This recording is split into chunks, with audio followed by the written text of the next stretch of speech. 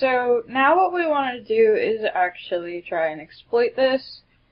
In our last run we just gave it 4 A's as the input, and they showed up in memory, and they seem to be, well, backwards. And here's our return address right here. If we recall, that is the next instruction in main to be executed, so we want to overwrite that return address. So in this case, we could really just count how many bytes we need. As we'll see with later exercises, that's not always going to be the case. But we put in 4 A's before, so here's 5 with the null, 6, 7, 8, 9. So it looks like we need 9 bytes of padding, and then naturally 4 bytes to overwrite the return address. Hex 2 digits is a byte, so we want 9 bytes of padding and then 4 bytes to overwrite the return address. Again, in this case, we can just count. So let's run this again. Again, that's run, and then we can put in 9 A's and some B's, but eventually we're going to have to use scripting anyways. When we start using a return address, it's made of hex instead of just some B's. So let's go ahead and do that. So if we do a $sign and then open parentheses, we can run a script here. So we could do Python or Perl or any scripting language that this Ubuntu system knows. So we're going to use Python for the rest of our exercises, so why don't we use Python here. So let's do Python-C to tell it to run a command. Open single quotes, and I want to print double quotes A times 9 plus double quotes around B times 4, so that's A. So our 41s times 9 for our padding, and then B, which will be the next number in hex, which is 42. Again, you can look at an ASCII chart for that if you are not familiar with these. And so 4B's is going to be overwriting our return address here. So this should make the program crash, so we want to close up our command. So we need a single quote here at the end, and then close parentheses. So this is going to tell it execute this script, and whatever the output is going to be our argument. So in this case we could have just typed out the A's, but again, when we want to turn this into an actual hexadecimal address, really the only way to do it is using scripting. If we just like type in 08048443, it will take that as 8 different 1-byte characters instead of hexadecimal. So let's go ahead and run this. Our breakpoints are still going to be set. We can delete them, or if we restart GDB they'll go away, but otherwise they will stay, and we want them for now, so just leave them. Let's go ahead and run it. Alright, so we hit our first breakpoint. Again, that is in main, so before we call function. So again, we can examine an x slash, let's see, I believe it was 12 bytes. Well, let's just leave it and say 16 again. We'll just do too many. So 16 hexadecimal words from ESP. Again, that is the top of main stack frame. Notice that we have moved up the stack some, so our last digits are 20 here. Whereas previously in main, I believe we were at C0. If this is the return address, and this is the top of main. So we have moved up the stack some.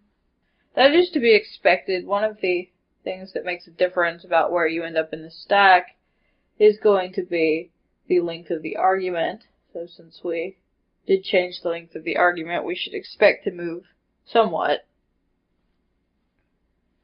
Shouldn't change our next round since we've got our 13 character input, so we should expect to be in the same place next time. But that's nothing to worry about. What we really care about is our offsets, just to make sure that our 9 A's plus 4 B's will overwrite that return address. So as long as our stack frames are the same length and our data is going in the same place inside the stack frame, our addresses don't particularly matter. Okay, so let's examine, just to make sure that our stack frame is the same size. Let's just examine one hexadecimal word from EBP, our bottom. Sure enough, this is still main stack frame, so still rather short, 12 bytes. Alright, so let's go ahead and continue. Move us into function where we hit our second breakpoint.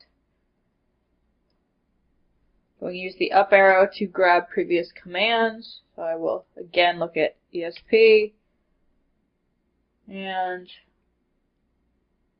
now we have moved up some more. Notice what hasn't changed here is we still have the return address 08048443. We can again do a disassemble main to see that. So here is our call to function. When that returns the next address to be executed, 08048443. So that should be our return address. If we examine from EBP again, remember ESP and EBP are now inside of function stack frame. So sure enough, same size stack frame here, return address, and then main here. Alright, so let's continue and hit the string copy, let that execute. We hit our third breakpoint right after the string copy. Now if we take a look at our stack, we have our 41 over here by itself again, all 41s here, those are our big A's. Big A's here, and then where the return address was, we indeed have 42, 42, 42, 42 for uppercase B's. So our offsets are correct, and we have managed to overwrite that return address. So what's going to happen now is that the program will just continue on as it blindly does. So we'll get rid of the stack frame here, will be wound off the stack, and it will just automatically try and load this address. So it will load that address into EIP. We can always do info registers. I didn't mention that, but we can do info registers here and see all of our registers. So again, our 42, 42, 42, 42 will be loaded into EIP. Whatever is at that address, if anything, will be executed next after function returns.